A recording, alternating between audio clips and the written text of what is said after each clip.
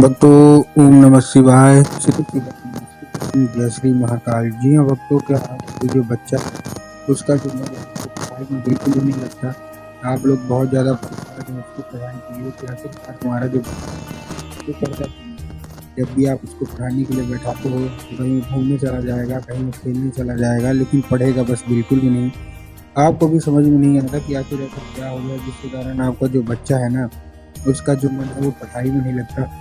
तो आपको परेशान होने की कोई भी आवश्यकता नहीं है।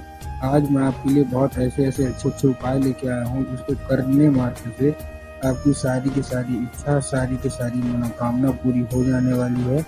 और आपका जो बच्चा है जिसका मन पढ़ाई में नहीं लगता, बस रूप से उसका जो मन है ना वो पढ़ाई की ओर आकर्षित होगा ही होगा।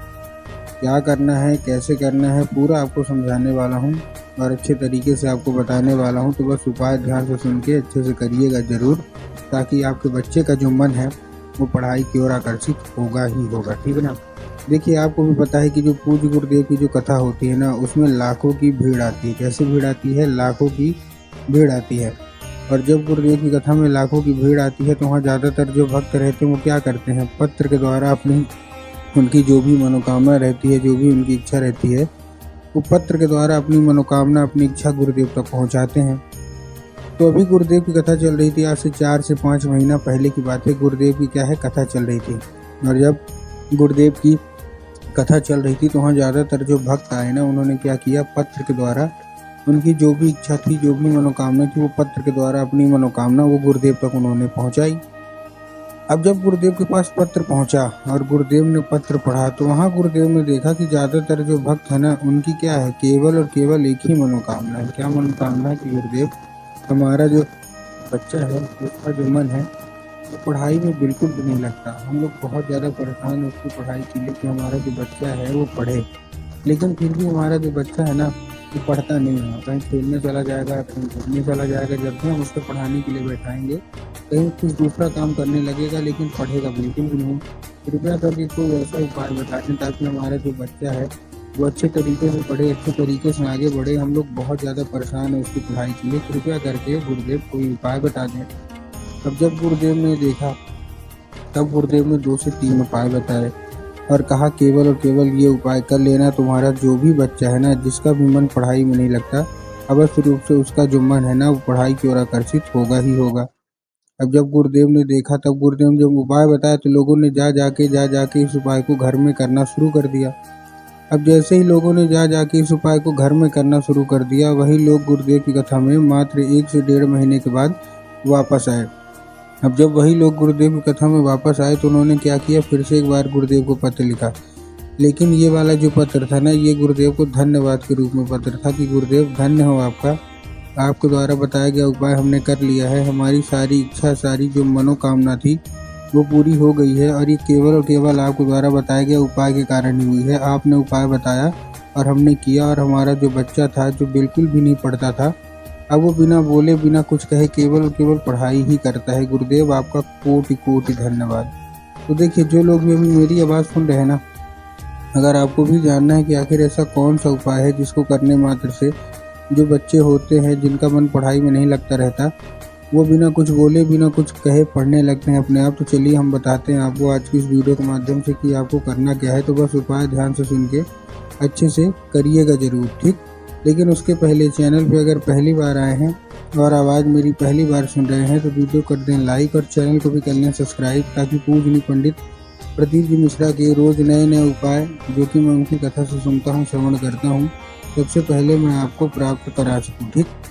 तो देखिए, जो हमारा सबसे पहला उपाय है, ठीक, जो हमारा सबसे पहला उपाय है, इस उपाय में आपको क्या करना है, जो हमारा सबसे पहला उपाय है, इस उपाय में आपको लेना है 3 काली तिल और 1 धतूरा। क्या लेना है? 3 काली तिल लेना है और 1 धतूरा लेना है।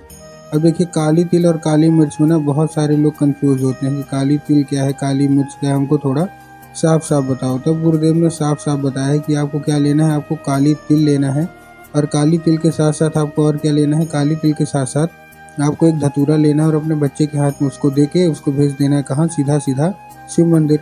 अब जैसे आप शिव मंदिर उसको भेजेंगे, शिव मंदिर भेजने के बाद उसको बोलना है कि दक्षिण दिशा में खड़ा हो जाए और उत्तर की ओर अपना चेहरा कर ले। अब देखिए, दक्षिण और उत्तर में ना बहुत सारे लोग कंफ्यूज भी होते हैं कि दक्षिण क्या है। उत्तर क्या है हमको थोड़ा साफ साफ बताओ। तब गुरुदेव ने साफ साफ बताया कि आप जिस भी शिव मंदिर जा रहे हैं उस शिव मंदिर का जिधर साइड जलाधारी हो आपको अपना चेहरा उधर साइड करके खड़े हो जाना है। ठीक, खड़े हो गए। खड़े होने के बाद आपको क्या करना है, एक नाम लेके, कौन सा, महादेव का बहुत ही सुंदर सा नाम है, श्रम्भेश्वर महादेव। तो आपको क्या करना है, श्रम्भेश्वर महादेव का नाम लेके और उन्हीं का स्मरण करके चुपचाप क्या कर देना है, आपको अर्पित कर देना है बस। पूज्य गुरुदेव कहते हैं कि उसने श्रम्भेश्वर महादेव का नाम लेके और उनका स्मरण करके अर्पित कर दिया तो अवश्य रूप से जो कोई भी इच्छा है, जो कोई भी मनोकामना है ना, सारी की सारी इच्छा, सारी की सारी जो मनोकामना है वो अवश्य रूप से पूरी होगी ही होगी और आपका बच्चा का जो मन है वो पढ़ाई की ओर लगेगा ही लगेगा। ठीक, ये था कौन सा, ये था हमारा पहला उपाय। अब हम चलते अपने दूसरे उपाय की ओर। अब देखिए जो हमारा दूसरा उपाय है, इस उपाय में आपको करना क्या है, जो हमारा दूसरा उपाय है इस उपाय में आपको लेना क्या है, केवल और केवल जितने भी माताएं हैं ना उनको ये करना है उपाय अपने बच्चों के लिए। अब जब अपने बच्चों के लिए उपाय आप करेंगे कैसे उसके बारे में बात कर लेते हैं। तो इस उपाय को करने के लिए आपको सबसे पहले क्या चाहिए, सबसे पहले आपको एक लाल फूल चाहिए और लाल फूल के साथ साथ आपके घर में माता सरस्वती की फ़ोटो होना अति अनिवार्य होना चाहिए। अगर आपके घर में माता सरस्वती की फ़ोटो है तब तो अच्छी बात है, लेकिन अगर आपके घर में माता सरस्वती की फ़ोटो या मूर्ति कुछ नहीं है तो आपको बाज़ार जाना है और माता सरस्वती की फ़ोटो या मूर्ति घर में लाना है और उनको स्थान देना है। ठीक, दे दिया स्थान देने के बाद आपको शाम के वक्त जब भी आपके घर में पूजा पाठ होती है ना तो आपको क्या करना है, शाम के वक्त आपको जो लाल फूल है वो आपको क्या करना है, माता सरस्वती को अर्पित करना है और माता से उसको औषधि के रूप में मांगना है कि माता कृपया करके हमको इसको औषधि के रूप में प्रदान करिए। अब क्या होगा, अब ये औषधि का रूप ले लेगा। तो बस आपको करना क्या है, चुपचाप आपको वो लाल फूल क्या करना है, उसी रात जब आपको बच्चा अच्छे तरीके से खाना पीना खा के सो जाए तो आपको लाल फूल उठाना है और अपने बच्चे के माथे पे 2 से 3 बार आपको फेर देना है बस। पूज्य गुरुदेव कहते हैं कि अगर आपने इतना कर लिया तो अवश्य रूप से सारी की सारी इच्छा, सारी की सारी जो मनोकामना है वो पूरी हो जाएगी और आपका जो बच्चा है जिसका मन पढ़ाई में नहीं लगता अवश्य रूप से उसका जो मन है ना वो पढ़ाई की ओर लगने ही लगेगा। ठीक, ये था हमारा कौन सा दूसरा उपाय। अब हम चलते अपने तीसरे और आखिरी उपाय की ओर।